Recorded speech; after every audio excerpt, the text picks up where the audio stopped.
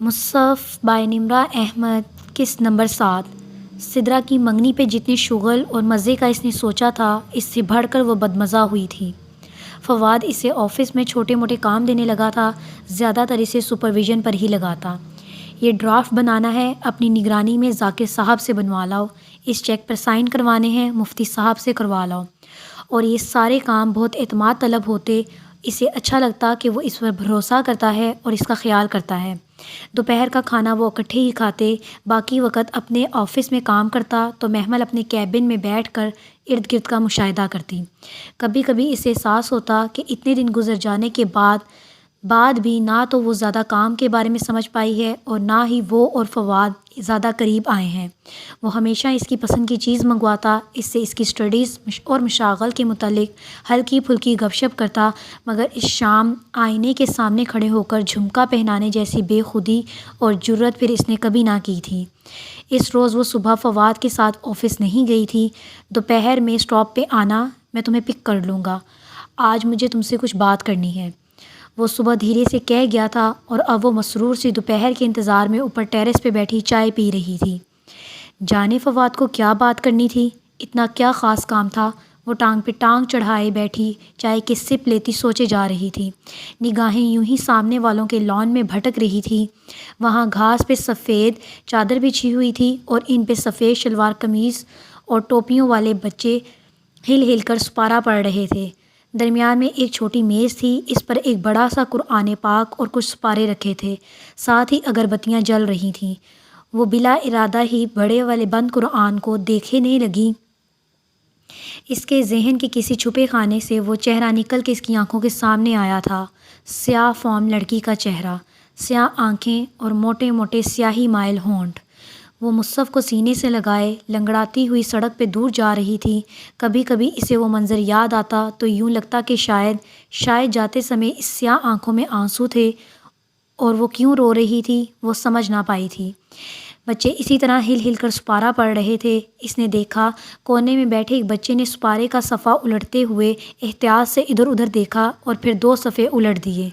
چند لمحے بعد اس نے پھر نگاہ آس پاس گھمائی اور کسی کو متوجہ نہ پا کر 3 صفحے پھر سے اکٹھے الٹ دیے، اور پھر بلند آواز لہک لہک کر پڑھنے لگا۔ نہ چاہتے ہوئے بھی محمل ہنس پڑی۔ وہ چھوٹا سا بچہ اپنے ارد گرد لوگوں کو دھوکہ دے رہا تھا، یا پھر شاید رب کو، وہ جان نہ پائی۔ بچے آہستہ آہستہ اٹھ کر سپارے رکھنے لگے، یہاں تک کہ سپاروں کا واپس میز پر ڈھیر لگ گیا تو قاری صاحب نے قریب کھڑے ملازم کو اشارے سے اپنی طرف بلایا۔ قرآن خوانی ہو چکی ہے، بریگیڈیئر صاحب کو بلا دیجیے کہ دعا میں شرکت کر لیں۔ ملازم سر ہلا کر اندر چلا گیا۔ وہ فواد کو بھول کر دلچسپی اور تجسس سے ریلنگ پہ جھکی ساری کارروائی دیکھنے لگی۔ چائے کا کپ اس نے سائڈ پر رکھ دیا۔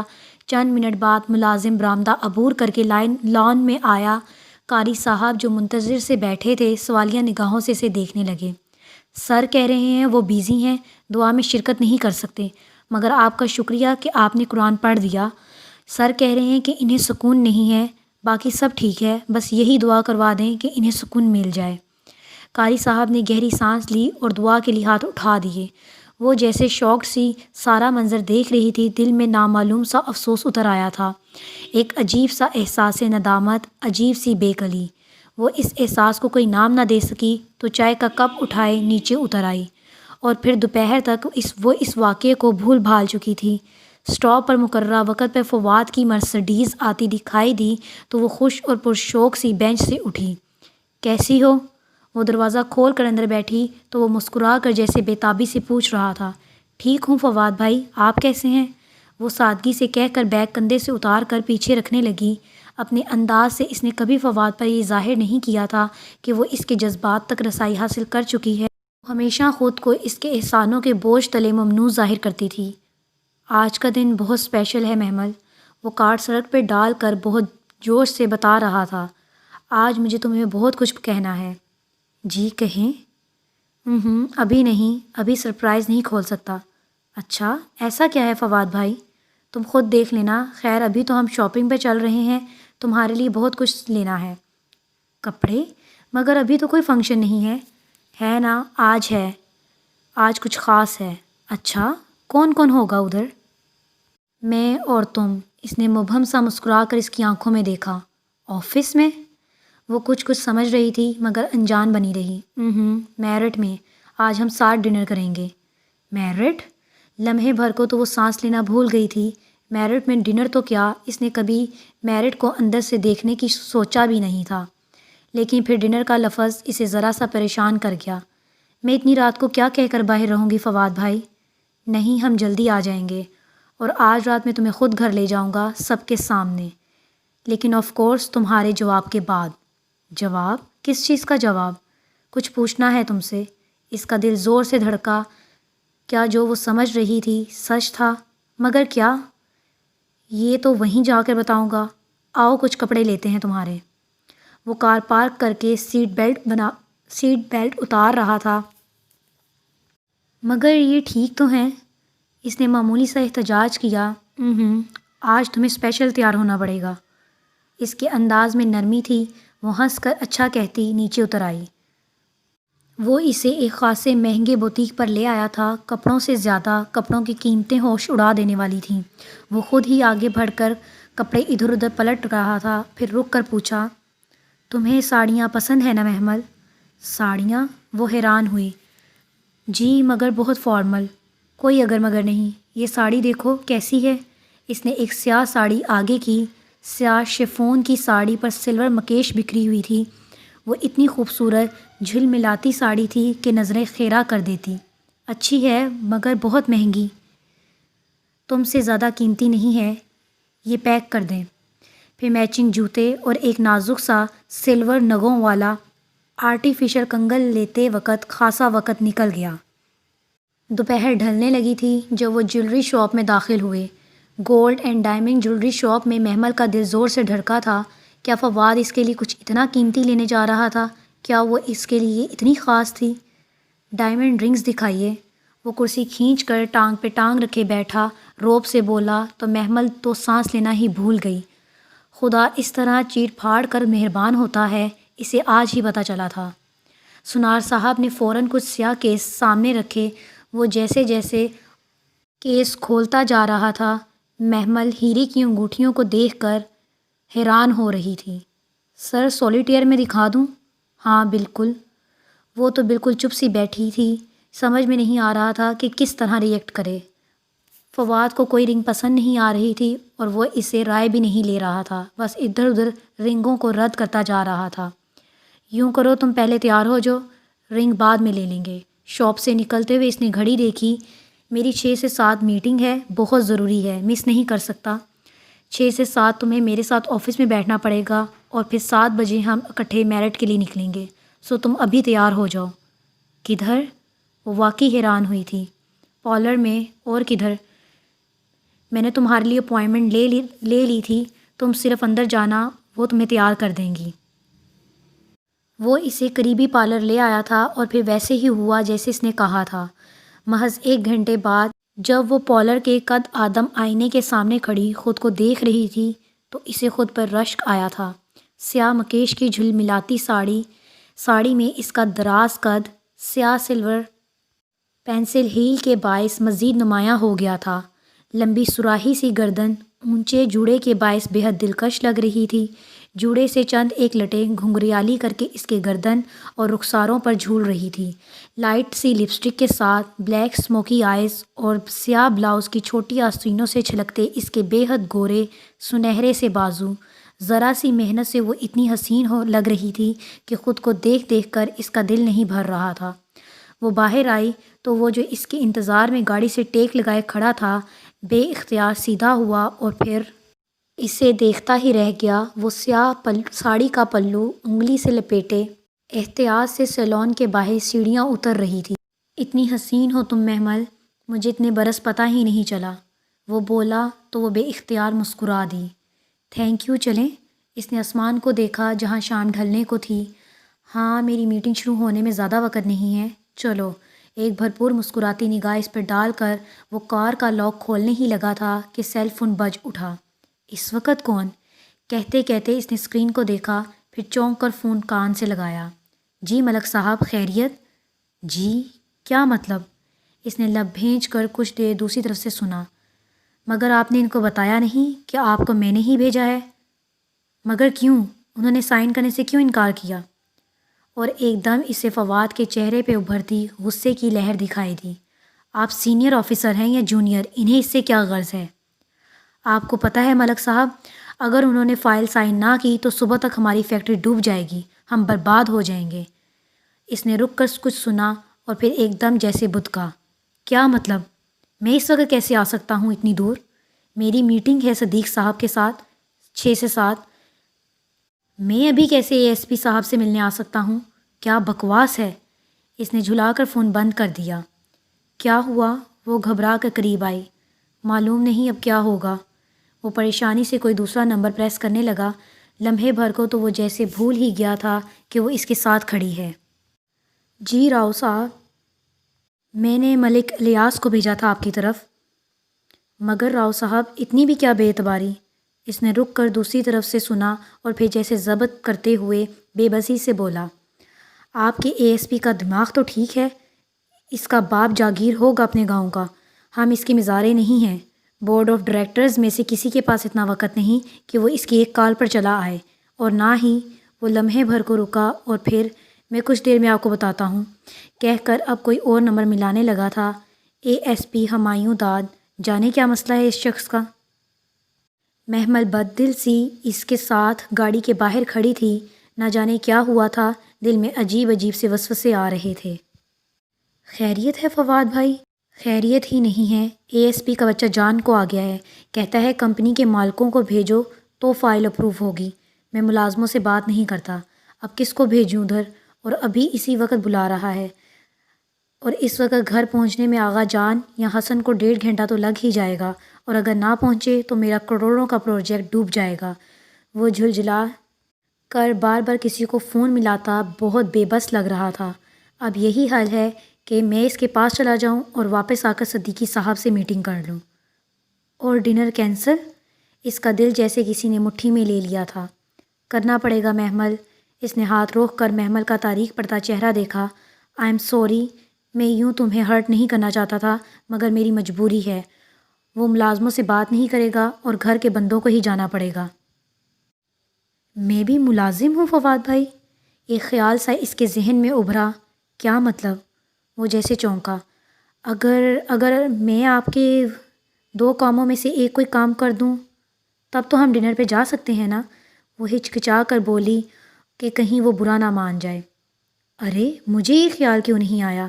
تم بھی تو کمپنی کے آنرز میں سے ہو، تم بھی تو یہ فائل سائن کروا سکتی ہو۔ بلکہ یوں کرتے ہیں، تم ڈرائیور کے ساتھ فائل لے کر چلی جاؤ جب تک میں صدیقی صاحب سے نبٹ لیتا ہوں، اور پھر ڈرائیور تمہیں ہوٹل لے آئے گا، ٹھیک؟ اس نے منٹوں میں سارا پلان ترتیب دے دیا تھا اور وہ گہری سانس بھر کر رہ گئی۔ ٹھیک ہے، پھر میں چینج کر لوں؟ نہیں، ایسے ہی ٹھیک ہے۔ اس طرح تو تم واقعی کوئی پر اعتماد ایگزیکٹو لگ رہی ہو۔ یہ ساری بزنس وومین فارملی ایسے ہی ڈریس اپ ہوتی ہیں۔ میں ڈرائیور کو کال کر لوں۔ وہ مطمئن تھا، مگر محمل کو قدرے عجیب سا لگ رہا تھا۔ وہ اتنی قیمتی اور جھلملاتی ساڑی میں کسی فنکشن کے لیے تیار لگ رہی تھی، کسی آفیشیل معاملے کے لیے موزوں نہیں۔ لیکن اگر فواد کہہ رہا تھا تو ٹھیک ہی کہہ رہا ہوگا۔ یہ خیال کہ وہ ڈنر پر جا رہے ہیں اسے پھر ایکسائٹڈ کر گیا۔ سارا راستہ وہ پچھلی سیٹ پر ٹیک لگائے آنکھیں موندے اس ہیرے کی انگوٹھی کے متعلق سوچ رہی تھی جو فواد نے یقیناً لے لی ہوگی، اور جب وہ تائی اماں کے سامنے کھڑا ہو کر محمل سے شادی کی بات کرے گا تب تو مانو گھر میں طوفان ہی آ جائے گا۔ مگر اچھا ہے، ایسا ایک طوفان ان فرعونیوں کو لرزانے کے لیے آنا چاہیے۔ وہ پرسکون، مطمئن اور پر اعتماد تھی۔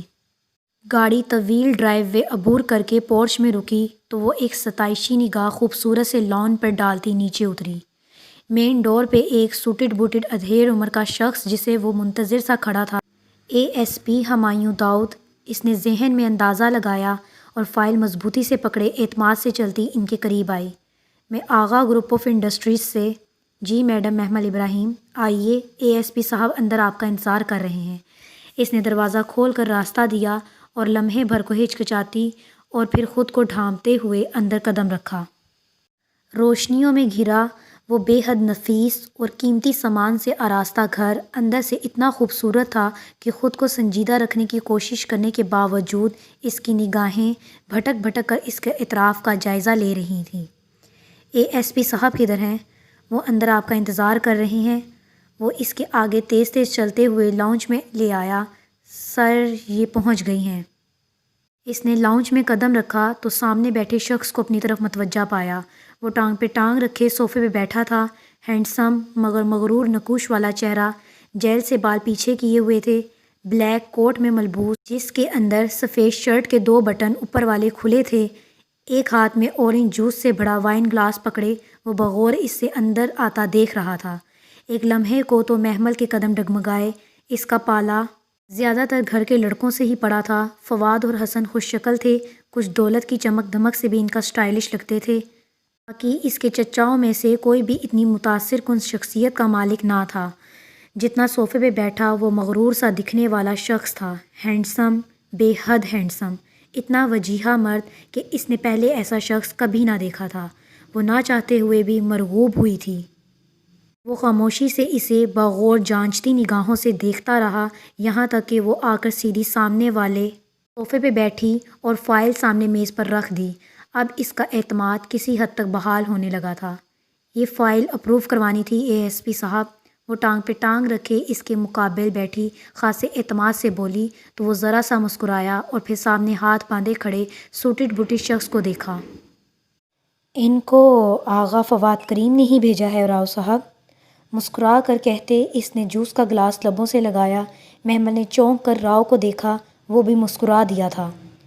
کچھ تھا ان دونوں کی معنی خیز مسکراہٹ میں کہ دور اس کے ذہن میں خطرے کا الارم بجا۔ تو آپ فائل اپروو کروانے آئی ہیں؟ وہ استہزائیہ مسکراتی نگاہوں سے کہہ رہا تھا۔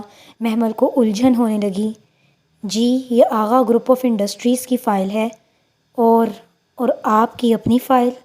وہ کہاں ہے؟ اس نے گلاس سائڈ پر رکھا اور قدرے جھک کر ہاتھ بڑھا کر فائل اٹھائی۔ میری کون سی فائل؟ کچھ تھا جو اسے کہیں غلط لگ رہا تھا، کہیں کچھ بہت غلط ہو رہا تھا۔ آپ جائیں راؤ صاحب۔ اس نے فائل کے صفحے پلٹ کر ایک سرسری نگاہ ڈالی اور پھر فائل اس کی طرف بڑھائی۔ محمل فائل لینے کو اٹھی مگر بہت تیزی سے راؤ صاحب نے آگے بڑھ کر فائل تھامی اور جا کر آغا فواد کے ڈرائیور کو کہیں کہ فائل اپرووڈ ہے، صبح ان کو رسید مل جائے گی۔ بہتر سر۔ راؤ صاحب فائل لے کر پلٹے تو وہ اٹھ کھڑی ہوئی۔ مجھے دے دیں، میں لے جاتی ہوں۔ وہ دونوں ایک دم چونکے اور پھر رک کر ایک دوسرے کو دیکھا۔ ہمایوں نے اشارہ کیا تو راؤ صاحب سر ہلا کر باہر نکل گئے۔ آپ بیٹھیے میڈم، ڈرائیور دے آئے گا۔ ایک دم ہی اس کے کانوں میں خطرے کی گھنٹی زور زور سے بجنے لگی تھی۔